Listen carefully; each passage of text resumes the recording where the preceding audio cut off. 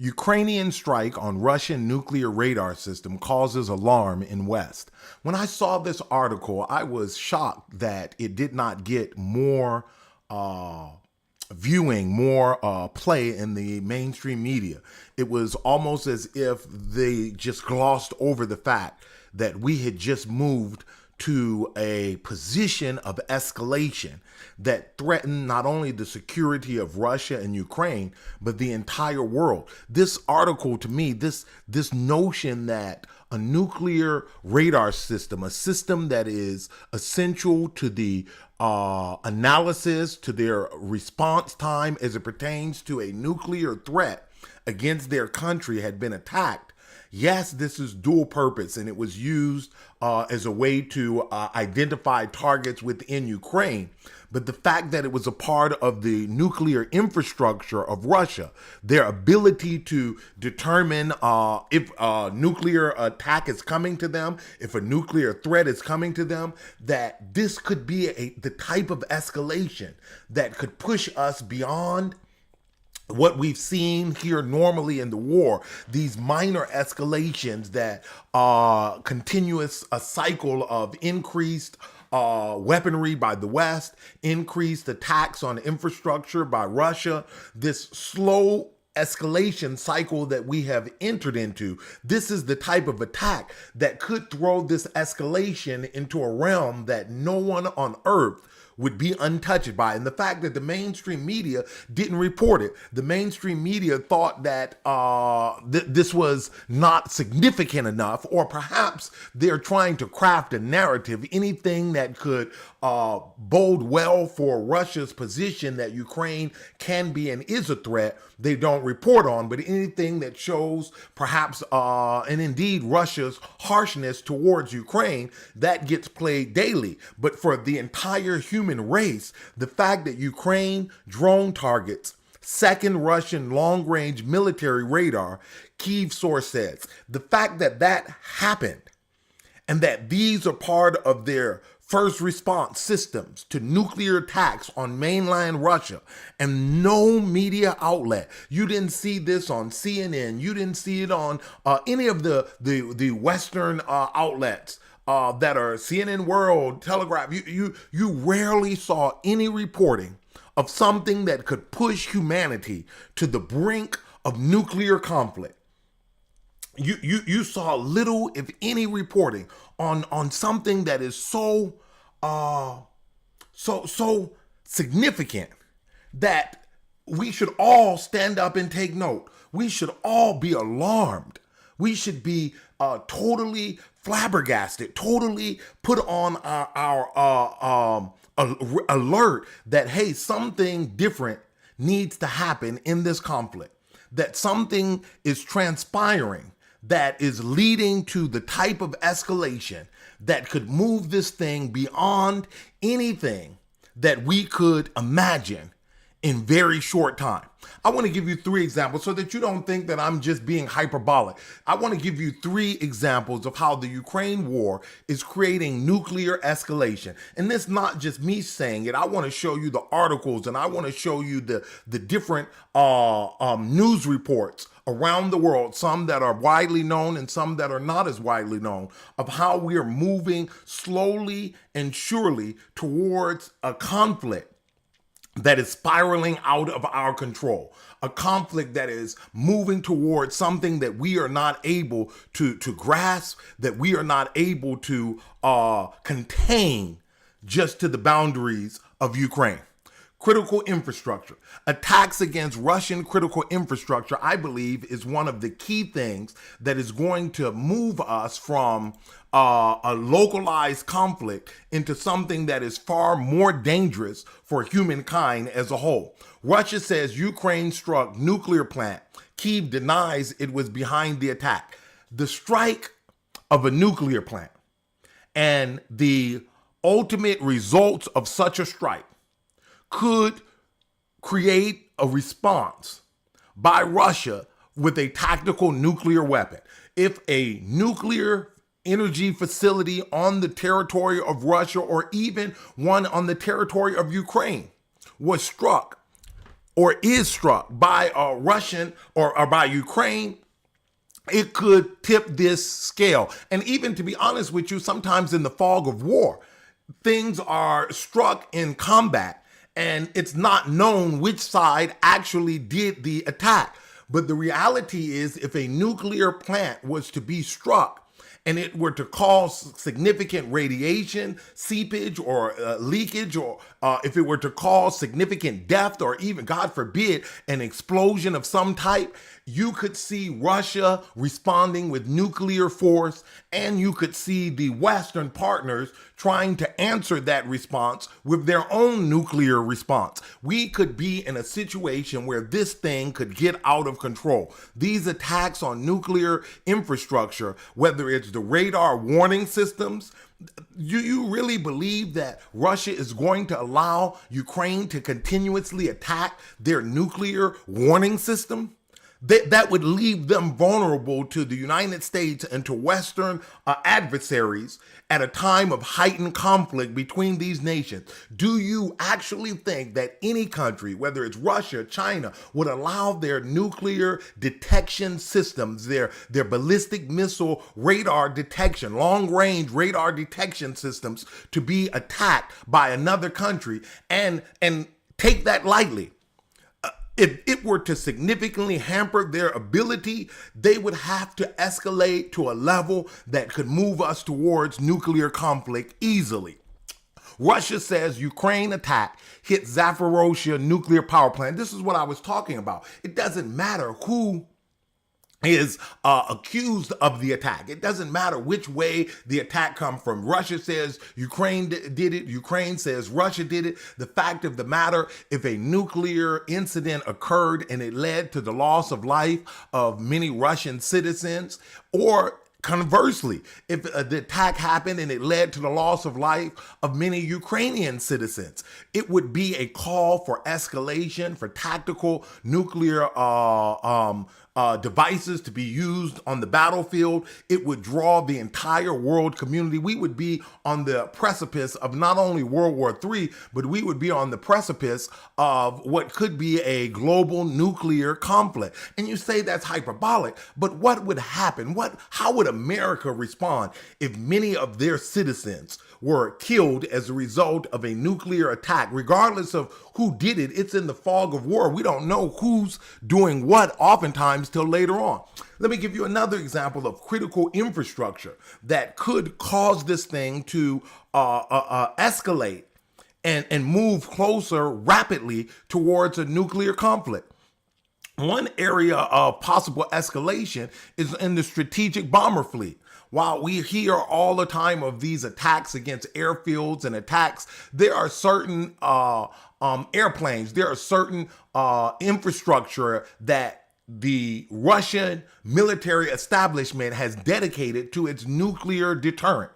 And we see all throughout Europe this push towards increase. We had seen a period of time where they were trying to bring down the nuclear capacities of the countries in the world, but that has all been reversed in modern times, and we see an expansion of nuclear arsenals. But those arsenals and many of those devices are delivered through not just ballistic missiles, but they also are capable of being delivered through long-range strategic bombers. And if something should happen to their ability to have a deterrent, it could be an escalation that could spiral out of the control of either side. I want to thank you for watching and just ask you, if you can, click the link below and join members only access pass to help the channel expand and to help the channel grow. Russian oil refineries and military airfield targeted in drone attack as thermal energy plants are damaged in Ukraine. Let's think of this. We're talking about escalation. One of the things that we are seeing consistently is that this conflict is constantly escalating. Originally, the conflict, when aid was provided to Ukraine, it was said that they could only use the aid for a defensive posture. Now we see that defensive posture, the aid that's being supplied is not short range, is not battlefield. It's now gone from long range. First, we saw that they could attack Crimea because the West said Crimea was illegally annexed by Russia. So attacks on Crimea was okay. Then we see attacks on the Crimean Bridge. Then we started seeing cross-border attacks, this constant move towards escalation. And much of this move toward escalation is a realization that things on the battlefield are not going well for Ukraine. That's really why we have this constant escalation. If things were going well for Ukraine on the battlefield, there would be no reason to escalate. But as things have turned sour for Ukraine after their offensive that was widely anticipated, telegraphed, and a total failure, a disaster of human, a loss of life and a loss of property and loss of equipment, it turned out to be a disaster, not only for Ukraine, but for the men that they pushed into these trenches and into these kill zones, who lost their lives and whose bodies were wrecked by shrapnel and all of the horrors of war. As you've seen that loss, we have seen a rapid and consistent escalation by the West of constantly going further and further with the attacks on Russian territory, the type of attacks, the type of munitions, the distance of attacks. We've even seen attacks in Moscow itself. And as these conditions on the battlefield continue to worsen, I think these provocations by Ukraine are intended to create an escalation where the West will be directly involved in this conflict, which ultimately, and I'm going to talk about that in a second, will definitely lead, in my mind, to nuclear escalation. Look at this attack on critical infrastructure in Russia. And you say, well, Russia is attacking critical infrastructure in Ukraine. Well, that is true. But Ukraine and Russia are not engaged in a nuclear standoff, while the West and Russia are. And if by chance one of these attacks significantly weaken Russia's ability to respond to the nuclear threats that it faces, it is possible that they could escalate in a way that this thing could spiral out of control. And this is not me saying it. This is what the Western leaders were saying at the beginning of the war. But they thought they could win at that point, so they weren't worried so much about nuclear escalation. They just felt like if they could contain it in Ukraine, they could overpower Russia with their combined production capacity, and that they could move the war to a favorable outcome, combined with aid to Ukraine and sanctions and isolation on Russia. Neither of these strategies worked. And as a result, the West has continued to escalate. And with that escalation comes another major issue: NATO troop deployment. If NATO deploys troops in Ukraine, we could see an escalation that could spiral and move us towards greater nuclear confrontation between both sides. Not only has Russia stated this as a red line, but we see that as the conditions on the battlefield deteriorate, these red lines are, the West is pushing closer and closer to these red lines until ultimately there will be nothing left but direct NATO-Russia confrontation. Look at what's being said. And it's not being said by crazies or outcasts or sideline figures. This is what is being said by the leadership in the West. Macron reaffirms possibility of sending troops to Ukraine. Now, this omits one's fact that France 24 just omitted, is that France already has troops in Ukraine. NATO countries, let's put it like this, not NATO, but NATO countries already have troops in Ukraine. These troops are in Ukraine conducting operations, clandestine operations. We heard they're only advisors. Well, what is an advisor if an advisor is helping the enemy target your troops and target critical infrastructure and target military equipment like warships and airplanes, high value military targets? If you're in a country engaged in that, are you not a direct combatant?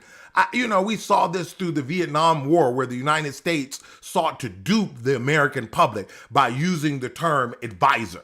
They're just advisors. This was their attempt to create a situation where they could be engaged in a conflict while at the same time pretending that they were not engaged directly in the conflict. It got to a point where the United States had 50,000 advisors in Vietnam. And the advisors were coming back in body bags. The advisors were being killed. The advisors lives were being destroyed and wrecked because these were just combat troops. They were called advisors, but we know from history that advisors, this notion of advisors, even in the Iraq War, we heard all the time that the United States and its partners were serving as advisors. They were fighting on the front line. They were killing people and themselves were targets and being killed. So as these, and when we talk about troops in Ukraine, we always have to remember that there are thousands of foreign troops from Western countries,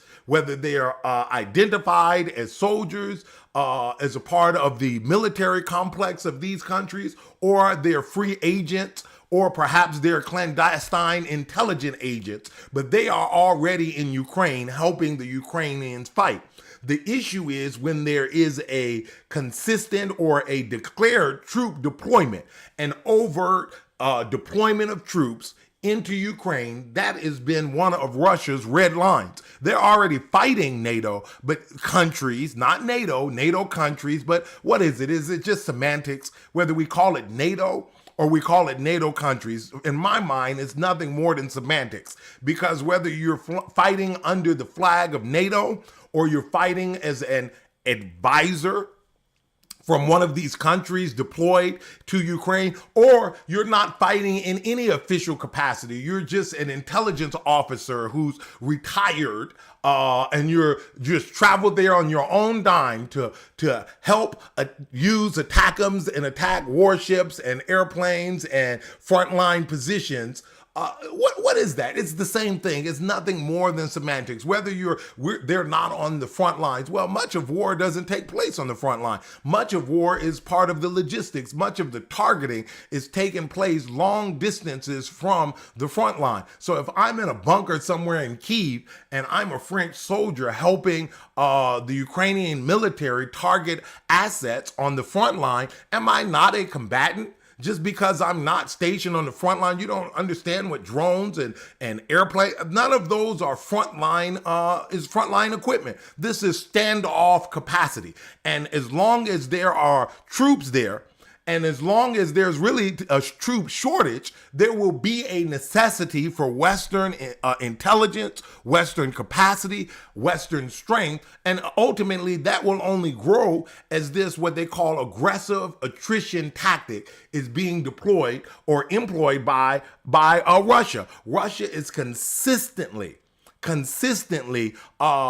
accumulating losses within the Ukraine military. Day by day, as the Ukrainians continue to lose men, they will have a need for outside forces in order to help them continue this fight. Look at this headline from Newsweek.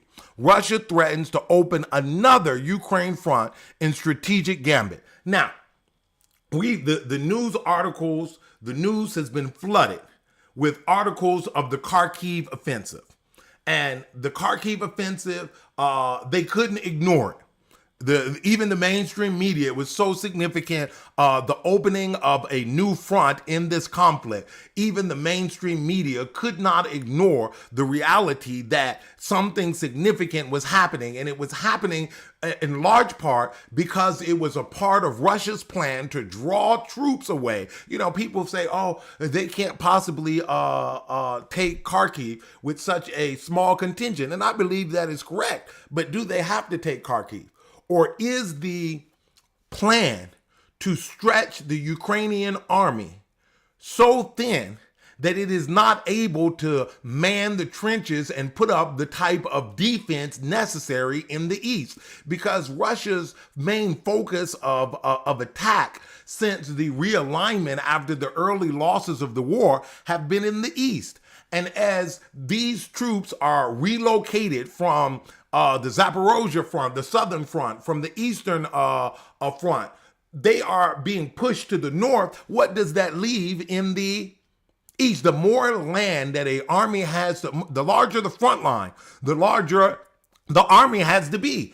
And if you're already having significant personnel shortages, the last thing you want to do is to expand the front line so that you have to cover more trenches, more bases. You have to be able to muster more support across a longer front line, a longer area that you have to control. And whether they move into Kharkiv or whether long as they continue to do probing attacks and have localized successes here and there on a regular basis, the Ukrainian army will have to man with significant manpower the northern front.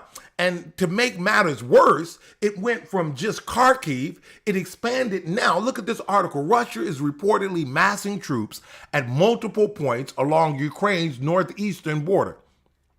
It threatens to develop its recent incursion into Kharkiv Oblast to include an attack on neighboring Sumy Oblast and further expand an active front line that Kyiv is already struggling to contain.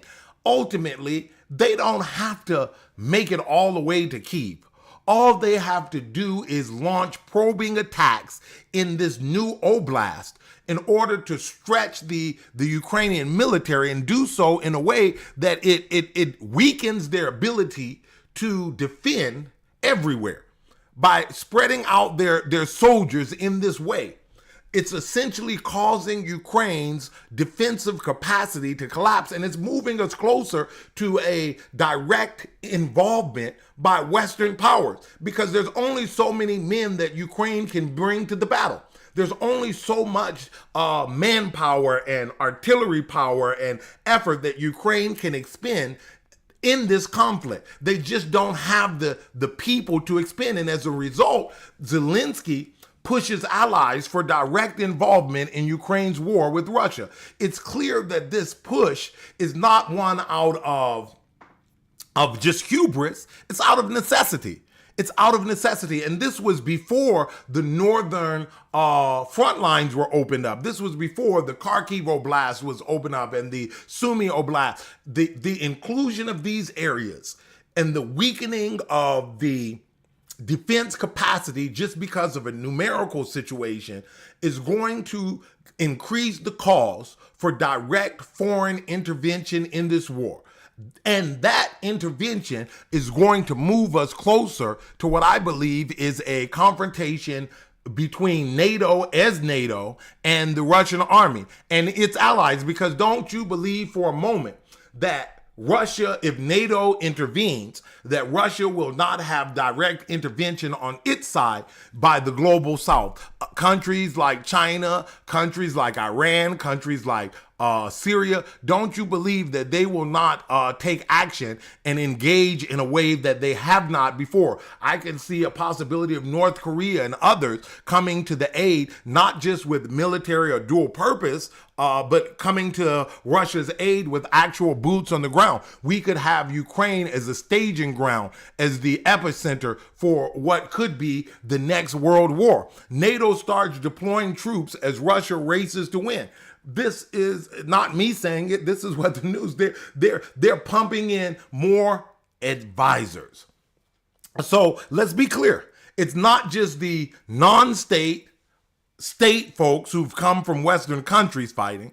It's not just the advisors that have been deployed directly by these various nations to help in a advisory capacity, which we know is nothing more than them engaged in direct conflict. But it's also on top of this, you have NATO itself deploying advisors to this conflict. And as these advisors are coming to Ukraine, it is pushing this thing to an escalation where you will eventually have Russian troops fighting NATO troops openly on the battlefields of Ukraine.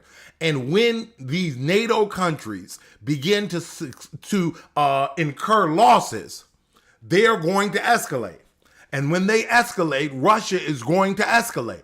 And we're going to see us move towards not just World War III, but we're going to see us move towards what is going to be the use of nuclear weapons. It's you can almost see the handwriting on the wall. This constant moving of the goalpost every time Ukraine begins to go down in the conflict. And this disparity between the Russian and Ukraine military was one that we well knew. We knew that there was a disparity between the capacities of Russia and Ukraine. So the fact that Ukraine is having a difficult time, a difficult go at it, is not surprising. It's not shocking.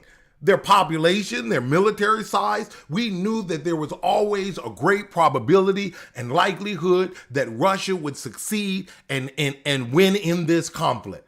And as a result, if the West continues the posture that they can rearrange and achieve what is strategically and structurally impossible, until they come to the grips that long term, the longer this war goes on, the more men die. The more men die, the weaker Ukraine's defense will be. And the weaker their defense will be, the greater Russia's success will be on the battlefield. Until they come to the grips that they are not able to cripple the military-industrial complex. And yes, we see stresses. Stresses is not what I'm not saying that there are not stresses in this conflict. But what I'm saying is Russia has proven that it can keep pace and it can keep the pressure on. And as long as they do this with strategic and aggressive attrition, they will come out on top. Look at this, U.S. MOL sending more military advisors to Ukraine. So it's not just France. It's not just NATO. It's not just the European countries. It's many countries are seeing the reality that Ukraine needs troops on the ground. They need military support. And as a result, this is what you're seeing. This increase of advisors. Now, I think before the elections, the advisors of these elections that are pending in the United States and the elections that are pending in Europe and other UK and others, before that, they will keep the numbers of these advisors down. But mark my words, come back to it later on. See what I've said and come back to it later on. You will see as this conflict continues and as we move past this round of elections, depending on which side wins in these elections, you are definitely going to see an increase. And I argue this. This is what I'm arguing. That the military-industrial complex controls much of what happens in the West. These Western countries are not independent actors that are able to decide for themselves. These leaders that come into power, they come into power talking one thing, but once they get into the offices, they are bombarded by the military complex, the security complex, the intelligence complex, and they are pushed. And I don't know if it's out of fear for their own survival or what it is, but they are pushed towards a stance that is pro-war, a stance that is pro-destruction, pro-killing, pro-violence as the only means of diplomacy. And we see this trend over and over again. It doesn't matter which party they're in. It doesn't matter what their background is. It doesn't matter what they've campaigned on. Once they get into office, the industrial complex, the defense complex of these Western countries get a hold of them and tell them clearly and the only one that I saw resist significantly, the only one that I've read that has resisted significantly these expansionary tendencies of the West was JFK. And we know what happened to JFK. We don't know all of the details, but we know the outcome of his move to move the United States from a defense posture to extract us from these disastrous conflicts and to move us from just a war-only footing to a diplomacy footing. And the result of it was catastrophic. And so I believe that once these, and you come back and check me on it, leave a response later on if I'm proven wrong. I hope to God I'm proving wrong. But what I believe is once these elections are over, we're going to see greater escalations in Ukraine. greater military escalations. We're going to see greater attempts to try to change the dynamics on the battlefield. And much of the dynamics on the battlefield, please, this is not an attack against Ukraine and their veracity. And I'm not dealing with that. I'm talking about the atmospherics, those structural contours that lead to victory, the economic capacity and productive capacity of a country. That's what leads to victory on the battlefield. Their capacity to adapt and change to trends on the battlefield. That's what leads to victory. These are atmospherics. These are structural. It's not an indictment on the soldiers or on anything that's happening on the front line. It's that these soldiers operate under structural umbrellas that in large part determine and dictate whether not a battle, but the war as a whole can be won. I like to show this chart because I think when I make this argument, people like to reduce it down to you're pro-Russian or you're anti-Ukraine or pro-whatever, all that other nonsense. There is a reality. And the reality is this. Look at the blue line. The blue line on this chart shows the fighting age male population in Ukraine. The yellow line shows the fighting age male population in Russia. If you are in a prolonged war where the goal of one side is not for drastic penetration, but the goal of one side is to maintain pressure all across the front line and to increase the number of casualties, even if those casualties, you could argue, let's argue for a moment. Let's argue for a moment. Hypothetically, that Ukraine, and I'm not saying this is true, that Ukraine is inflicting more casualties on Russia than Russia is inflicting on Ukraine. Based upon the fighting age male population in Ukraine and Russia, we see that Russia has 3 times the male fighting age population that of Ukraine.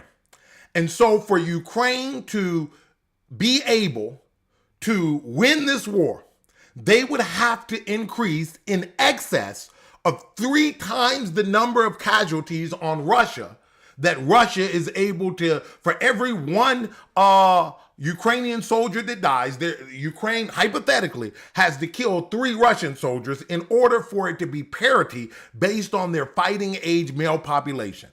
What data has been produced from the battlefield that supports that this analysis, that this is what is taking place? What information has been reported? Ukraine doesn't even report that they're killing 3 times the numbers of Russians than Russians are killing Ukrainians. So the fact of the matter is, if that is not true, let's just say based on all the reports, that hypothetical that we presented is not true.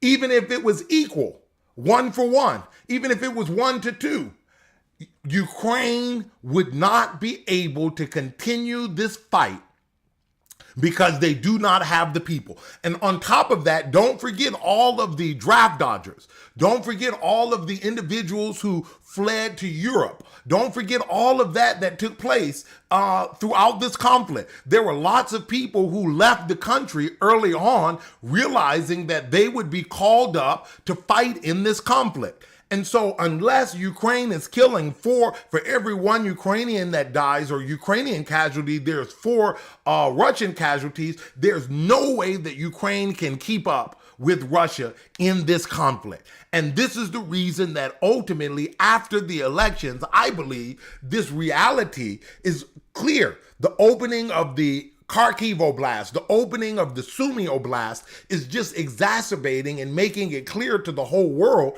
that as these lines are extended, the manpower shortage is something that cannot be overcome. It has nothing to do with courage. It has nothing to do with the veracity of the Ukrainian army. It's a math problem. They've got a mathematics problem that even Western aid is not going to overcome. And ultimately, if the West is unwilling to lose or unwilling to accept the reality that a negotiated settlement has to occur, then they're going to have to send troops. They don't want to say this to you. They don't want to tell you this, but the West will have to send more troops. They'll call them advisors now. They'll call them perhaps advisors in the future. They'll give them some lofty name, but essentially these are combat troops who will be fighting in the front lines in this Ukraine war. These are combat troops from Western countries, United States, France, Germany. While they're saying now, UK especially, while they're saying now they're just sending advisors, we will begin to receive body bags back from the front lines of Ukraine. These countries will, if they cannot accept, and we've already seen that they don't want to accept a reality. You know, this had to be a negotiated situation because of the imbalance of the two militaries. It had to be. And the unwillingness to accept that a negotiated solution was the alternative for this. And I'm not saying who's right or who's wrong. I'm talking about the atmospherics of it, that strategically, over the long haul, the likelihood that Ukraine could defeat Russia was a far-fetched idea. With all of the military equipment that the West has provided, with all of the money they've spent over 2 years, we're still seeing Russian advances, and more importantly, we're still seeing the battle line be expanded and troops be stretched to the limit. And the human catastrophe that this has been, I always have to pause and always give credence to the suffering. While the Davos crowd, while the elites in both of these countries debate whatever it is they're debating as far as who's going to win and who's up and who's down, at what point does the media doesn't do it. They never do it. They rarely talk about the human suffering that is taking place in Ukraine. They may report, you see the reports going down. They don't report as much on this Ukraine war as they once did. But even when they were reporting on it consistently, there was always the omission of the hardship. You know, this cynical thing, we're fighting to weaken Russia, where you're not fighting with your sons. You're not fighting with your daughters. You're not putting them on the front lines. You're fighting with other people's children. You're fighting with other folks as long as they want to fight. Well, is it that they want to fight, or is it that the elites have been told they have to fight in Ukraine? Is it that they want to fight? Because truly, everybody in Ukraine doesn't want to fight. Look at this. Draft dodging plagues Ukraine as Kyiv faces acute soldier shortage. We're seeing a situation where this soldier shortage is not going to let up.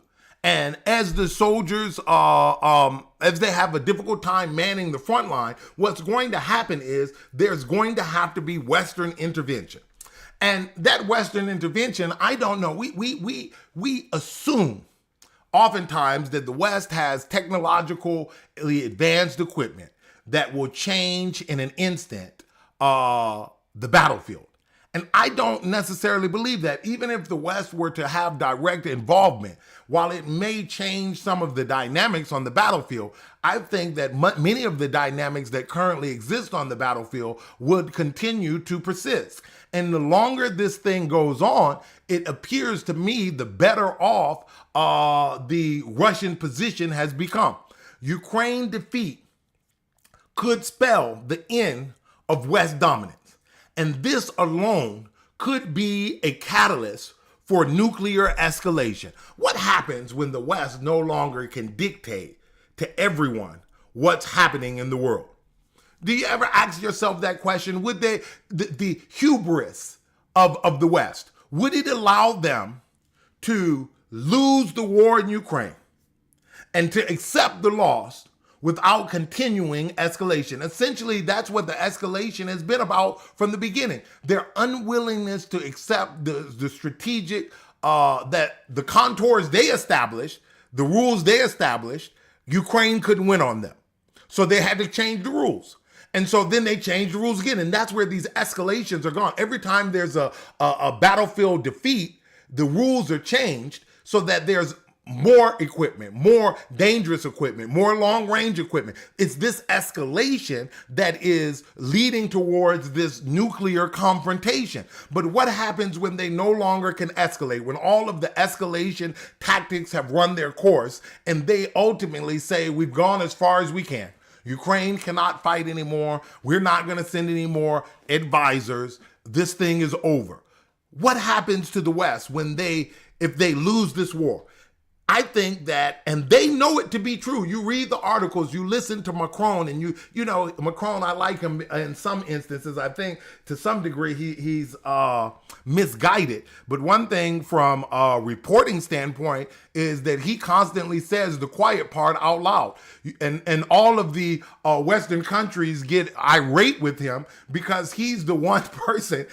They go into a secret meeting and then Macron comes out and just blabbers what they've said behind closed doors. So for the world, it makes it clear what the intentions are. And so I like to listen to him because he's always there to be a thorn in the side of their secret and clandestine meetings and plans.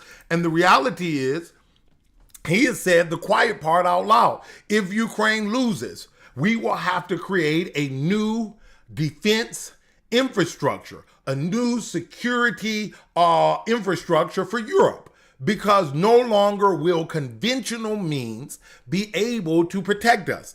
And he's been very open and blatant about it, that as the map shows Russian gains amid fears U.S. aid too late, the aid, even when the aid was flowing in, even with all of what they put in, Russia is gaining. And this means that conventional warfare against Russia, many of the European countries are not in a position, even with the support of NATO, the EU, the G7, all of the Western infrastructure, military industrial complex, they are not able one-on-one to go toe-to-toe with Russia. And that being the case, they're going to have to look towards other deterrent mechanisms. Macron has said it. Macron wants to open debate on European nuclear deterrent.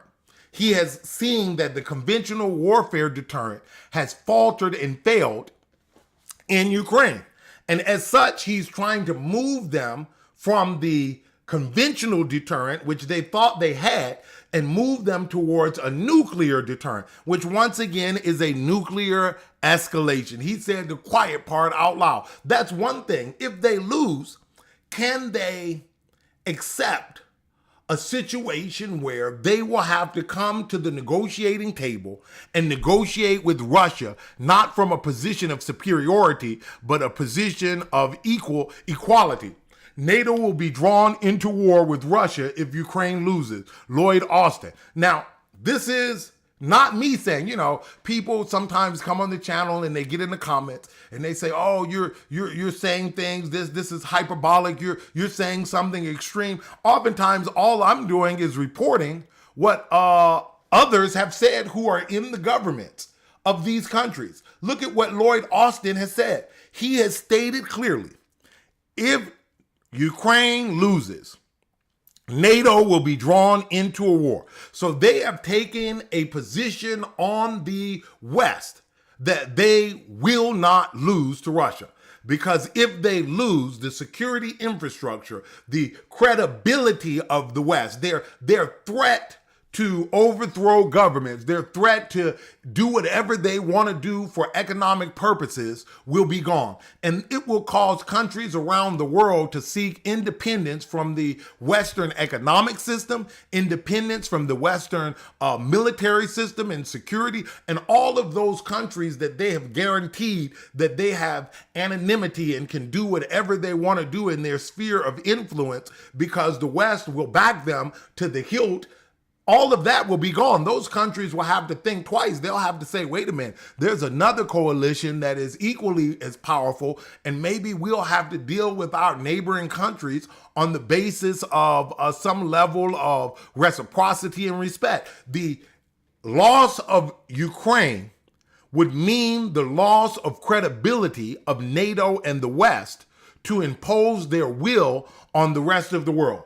And that type of loss would be so significant that it could threaten the entire security infrastructure of not just Europe, but the world. This Western United States hegemony, where the U.S. dictates not just the terms of economics, but it dictates the terms of military and security and defense. And if you fall on the wrong side of the U.S. policy, they have the ability to push you back in line, either by toppling the government, by imposing sanctions or embargoes, or by direct military engagement. And this use of force is the catalyst for Western economic growth. And that Western economic growth is not because the playing field has always been level. We have to be honest with ourselves in the West. We talk about exceptionalism, but is it exceptional when you can demand that a competitor plays by the rules that you have created? And when they begin to win, like China, when China begins to win by the rules that the West has created, the West changes the rules. And if China begins to win again by the new rules, guess what's going to happen? They're going to change the rules again. But the use of military force against China is not on the table because they are a nuclear power. And as this type of coalition, the non-West, the global South, begins to be in coalition, what's going to happen is you're going to see a force, a movement, that there be an equal level playing field in the global economy. See, all of this comes back to economics. All of these things comes back to who gets to call the shots in the global economy, whose elites get to control the flow of capital, resources, and natural resources throughout the global economy. And the West excels because they are the ones calling the shots. Well, when this infrastructure fails and military doesn't work, when the infrastructure that they have established fails and sanctions and embargoes no longer work, what do? Will they sit on their hands and accept the world, a monopoly game where everybody has to play by the same rules? Look at this article. France never stopped looting Africa. Now the tables are turning. Essentially, a loss in Ukraine is a loss to the global infrastructure that dictates that the West is on top. Their partners have the right to do what they want. And if you don't like it, tough luck. They will enforce their beliefs on you. And if you don't like what they do, you can't fight them militarily. And if you make too much noise about it, they will change the rules to shut you out of the global economy. They will engage in trickery, and there's nothing you can do about it. When this war is over, if Ukraine loses, it will be a sign to the global South that Western hegemony has declined, such that they will be able to not only coalesce into their own economic bloc, but they will also be able to coalesce into their own military bloc. It's like a paper tiger. It only scares until you realize that it's not real.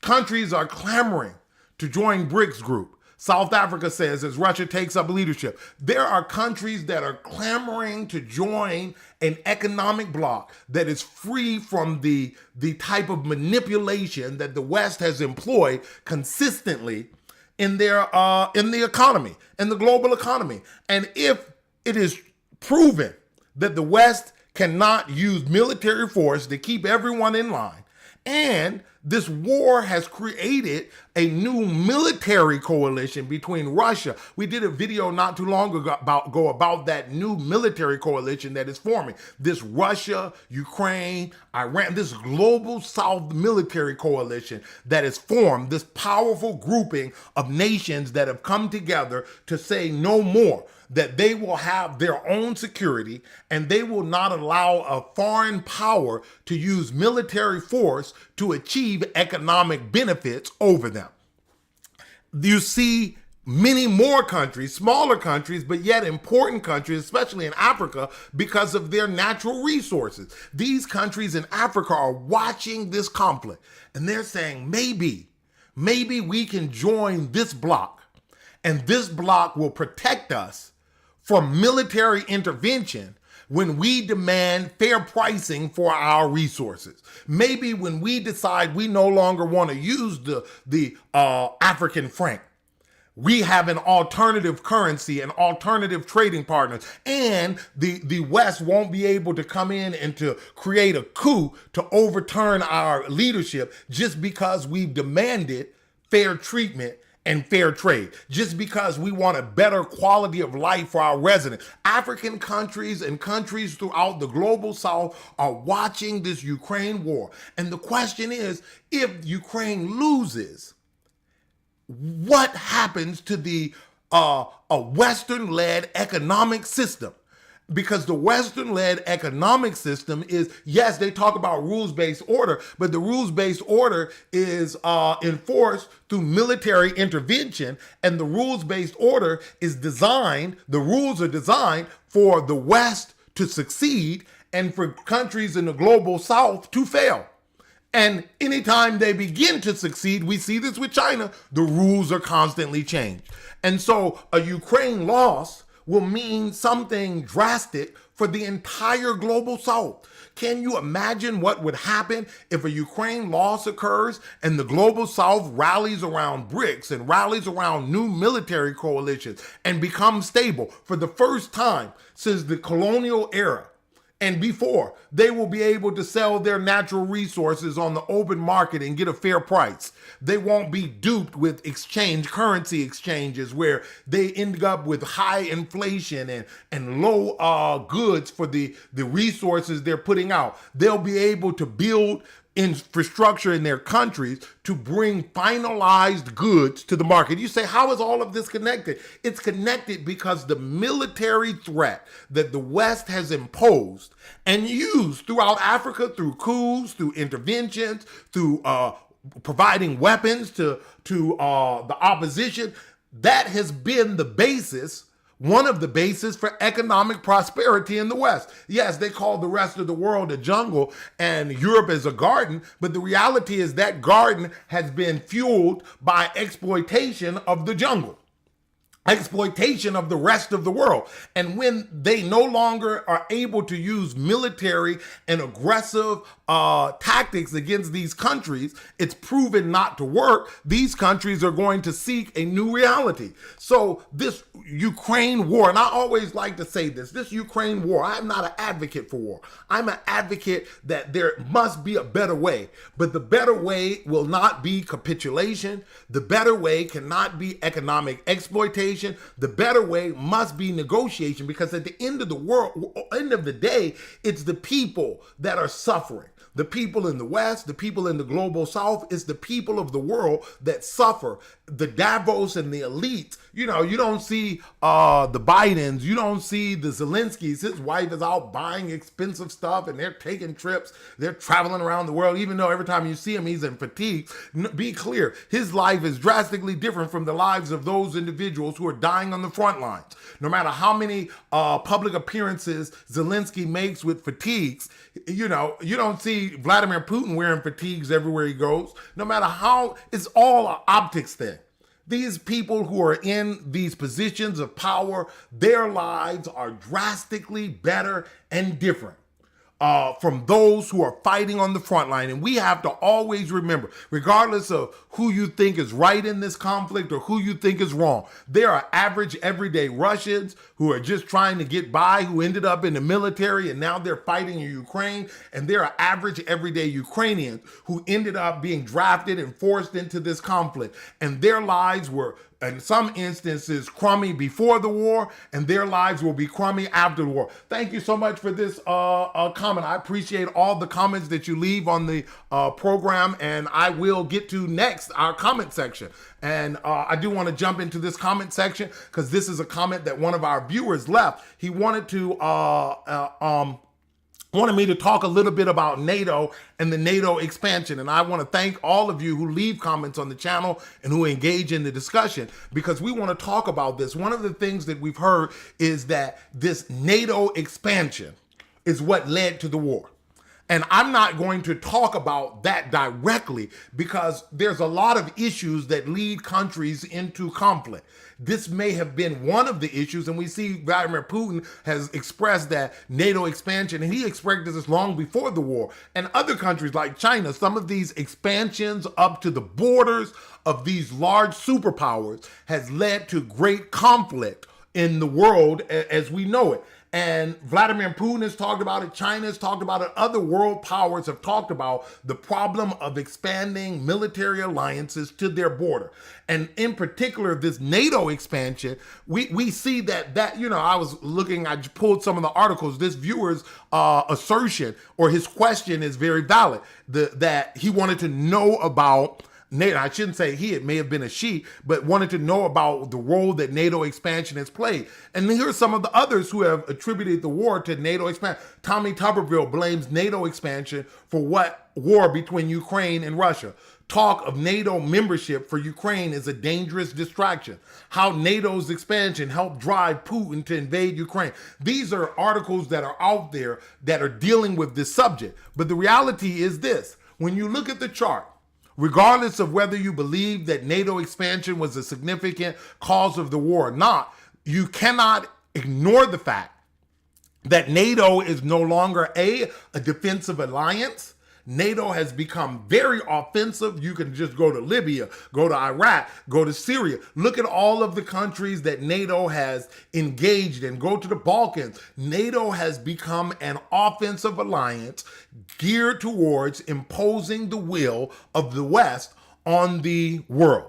And that's ultimately what it has become. But look at the expansion. In 1949, look at the countries, the dark blue countries. In 1952, you begin to see some of the lighter blue. By 1999, we begin to see some of the true blue countries. Then you see, do you see the trend? The trend is a constant expansion of NATO all the way up to Russia's borders. And what country?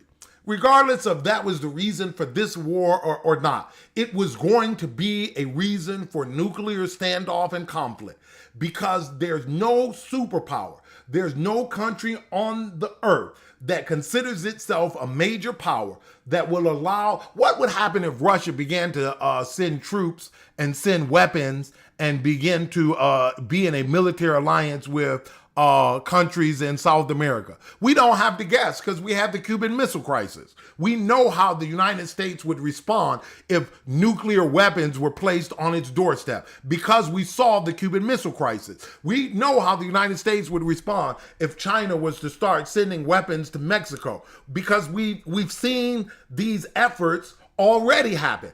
And so NATO expansion, regardless of what the true reasons for the Ukraine war are, you cannot ignore the fact that NATO expansion is a significant part of the conflict between the West and Russia, and a significant part between the conflict between the West and China.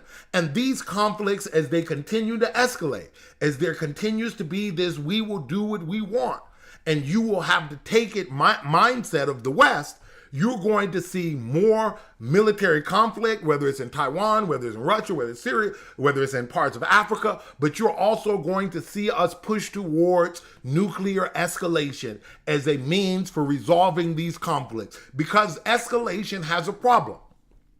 There's a point in escalation where you cannot escalate any further. There's a point in a conflict where the only thing that's left is nuclear engagement. And I don't see the off-ramp. I don't see the West accepting a place in the global community that it doesn't dominate and dictate.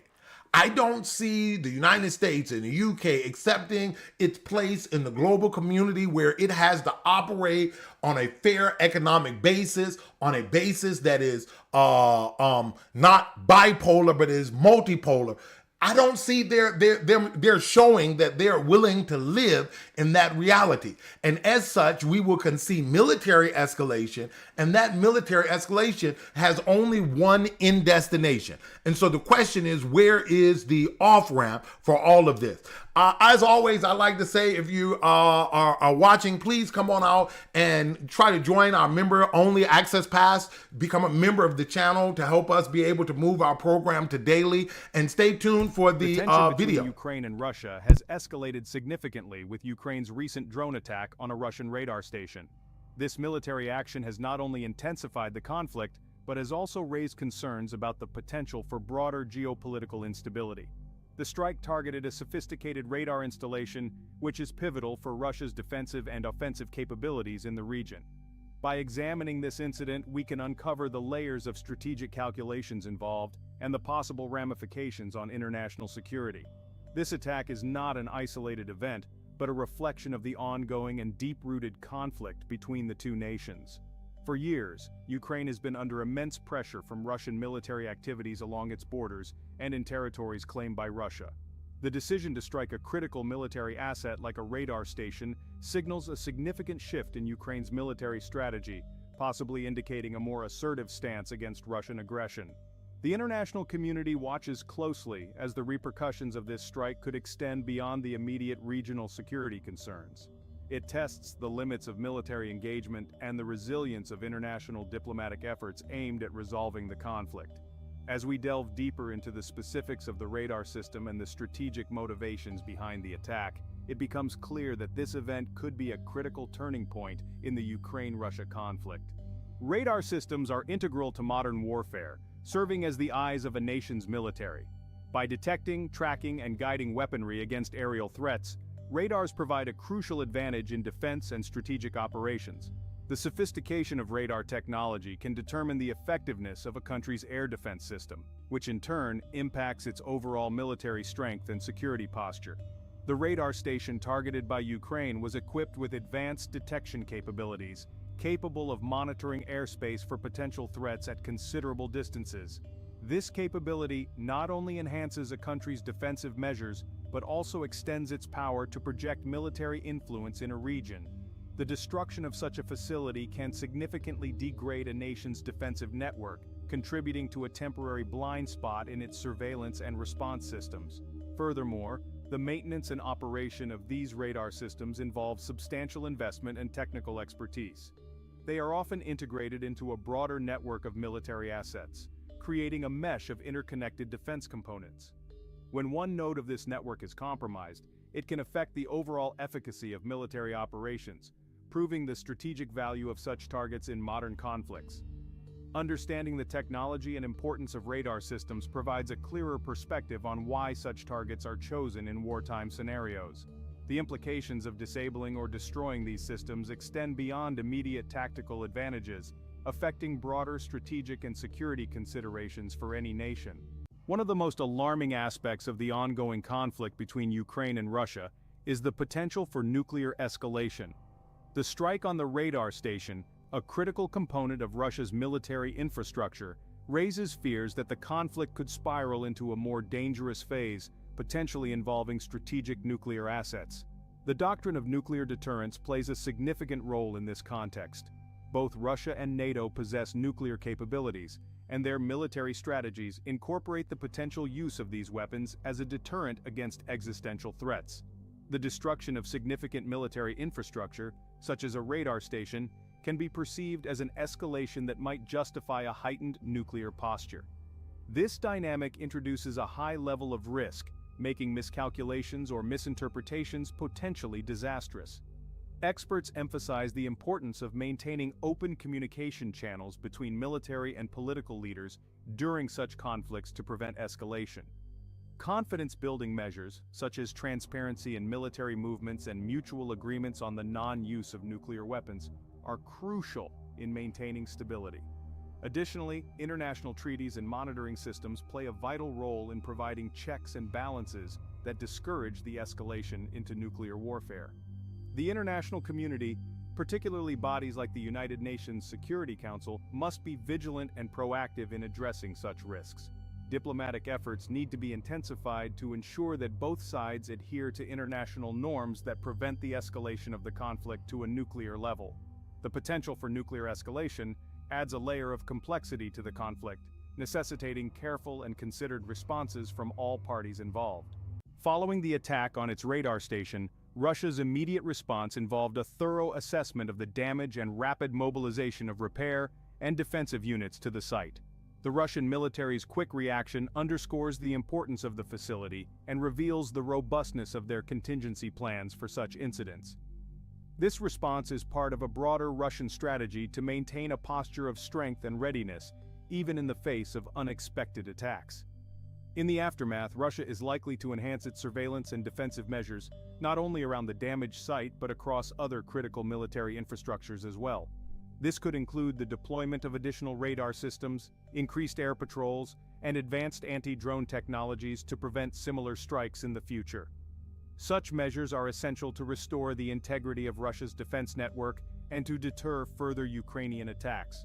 Moreover, Russia may also recalibrate its military strategy towards Ukraine, potentially increasing the intensity and scope of its retaliatory measures. This could manifest in heightened military operations aimed at Ukrainian targets, both to retaliate and to deter further Ukrainian aggressions. The strategic interplay of attack and counterattack could lead to a cyclical escalation of the conflict, with each side adjusting its tactics and strategies in response to the other's moves. Additionally, Russia might leverage this incident to strengthen its narrative domestically and internationally, portraying the attack as an unjust aggression that justifies a robust response. This aspect of strategic communication is crucial for maintaining domestic support for the government's actions and for influencing international opinion regarding the ongoing conflict. The international reaction to Ukraine's strike on the Russian radar station was swift and varied, reflecting the complex web of geopolitical interests surrounding the Ukraine-Russia conflict. Western nations, particularly those in NATO, have generally expressed support for Ukraine's right to defend itself, while also calling for restraint and emphasizing the importance of seeking a peaceful resolution to the conflict. Several European countries issued statements that carefully balanced support for Ukraine with calls for continued diplomatic efforts to de-escalate the situation. These statements often highlight the precarious nature of the conflict, which has potential implications for regional and even global security. The European Union in particular has reiterated its commitment to supporting Ukraine while also working towards a diplomatic solution that ensures the security and sovereignty of all nations involved. On the other hand, Russia's allies, including some nations within the Shanghai Cooperation Organization, have condemned the attack, labeling it as a provocation that undermines the prospects for peace. These countries advocate for a more significant role of international mediation and negotiations rather than military actions to resolve the conflict. The United Nations has also been actively involved, with the Secretary General expressing deep concern over the escalation and urging both sides to return to the negotiating table. The UN's role as a mediator is crucial in such conflicts, providing a platform for dialogue and potentially facilitating a peaceful resolution. The varied international responses underscore the complex diplomatic landscape in which this conflict is situated, reflecting differing national interests and perspectives on conflict resolution. The radar station attacked by Ukraine was not just any military outpost, it was a linchpin in Russia's aerial defense strategy. Located strategically to monitor and respond to aerial threats from multiple directions, it played a vital role in safeguarding Russian airspace in the region. The destruction of this facility can be seen as a direct challenge to Russia's military dominance and a significant blow to its surveillance capabilities. Given its importance, the radar station was likely equipped with state-of-the-art technology capable of early detection of enemy aircraft and missiles. This capability is crucial for preemptive defense measures, allowing for timely mobilization of countermeasures. The loss of such an asset complicates Russia's defensive operations and opens up tactical opportunities for Ukraine. This strategic decapitation could potentially alter the military balance in the region, albeit temporarily. From a broader perspective, the targeting of such critical infrastructure sends a strong message to the international community about Ukraine's resolve and capabilities. It demonstrates a tactical shift towards targeting high-value assets that can have disproportionate effects on the enemy's operational capabilities. This move might also be intended to test the robustness of Russia's broader military infrastructure, probing for vulnerabilities that could be exploited in future engagements. The strategic value of the radar station thus extends beyond its immediate military utility. It represents a node of power and security for Russia, and its incapacitation has implications for regional military dynamics and power projections. Analyzing the motivations behind targeting such a key installation offers insights into the evolving nature of the conflict and the strategic calculus of the Ukrainian military. The strike on the Russian radar station has elicited varied opinions from military and geopolitical experts. Some see it as a necessary assertion of Ukraine's defensive capabilities, arguing that such strikes are essential for Ukraine to maintain its sovereignty and deter further Russian aggression. These experts often point to the principle of self-defense in international law, suggesting that Ukraine has the right to target military assets that could be used to orchestrate attacks against it. Conversely, Other experts caution against the risks of escalation. They warn that targeting critical infrastructure could provoke a disproportionate response from Russia, potentially leading to an intensification of the conflict. Such escalations could destabilize the region further and lead to more severe and widespread humanitarian consequences. The debate among experts reflects the complex ethical and strategic dimensions of the conflict, where decisions can have far-reaching implications. Furthermore, some analysts focus on the technological aspects of the strike, examining how the use of drones to hit high-value targets alters modern warfare. They argue that the increasing accessibility and effectiveness of drone technology could lead to a new era of warfare, where non-traditional combat methods become more central. This shift could force nations to rethink their defense strategies and international norms of engagement. The diversity of expert opinions provides a multifaceted view of the strike's implications, offering valuable insights into the possible outcomes and strategies. This expert analysis is crucial for policymakers and the international community to understand the full spectrum of consequences and to formulate responses that mitigate risks while upholding international law and order. The continuation of hostilities between Ukraine and Russia underscores the urgent need for effective diplomatic interventions. In the wake of the radar station strike, several potential diplomatic avenues could be pursued to mitigate the conflict and foster a sustainable peace. The primary challenge lies in bridging the deep-seated mistrust and divergent objectives of the conflicting parties. One potential avenue is the intensification of negotiations under international auspices such as the United Nations or the Organization for Security and Cooperation in Europe, OSCE. These organizations can provide neutral grounds for dialogue, offering mediation services that help clarify intentions, reduce misunderstandings, and build confidence between the parties. The involvement of respected international figures as mediators could also lend additional credibility to the peace efforts. Another approach could involve the creation of a multilateral framework involving not only the conflicting parties, but also key regional and global stakeholders. This framework could aim to address the underlying issues of the conflict, such as security guarantees, territorial integrity, and political autonomy, within a comprehensive agreement that respects the interests of all parties. Moreover, confidence-building measures, such as ceasefires, the exchange of prisoners, and the establishment of demilitarized zones could be implemented as initial steps towards de-escalation. These measures, while not resolving the core issues, can help create a more conducive environment for substantive negotiations. Diplomatic efforts must be dynamic and adaptable, reflecting changes on the ground and in international politics.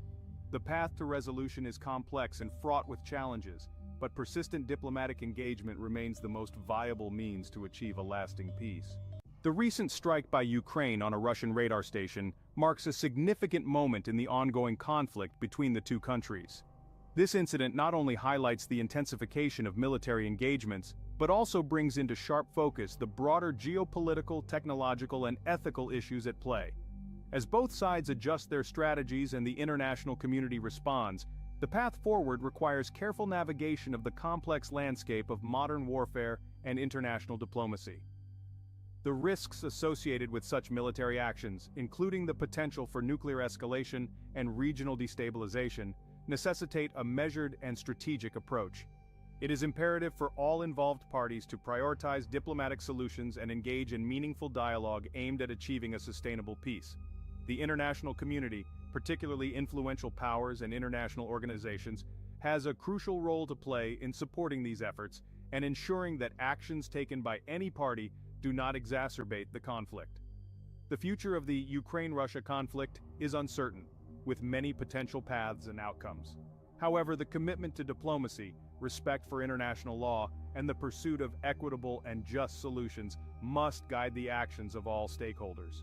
Only through concerted and collaborative international efforts can we hope to see a resolution that not only ends the current hostilities, but also lays the foundation for lasting peace and security in the region. As we reflect on the implications of Ukraine's bold military action and the subsequent reactions, it is clear that the stakes are high, and the need for wise, proactive leadership has never been more critical.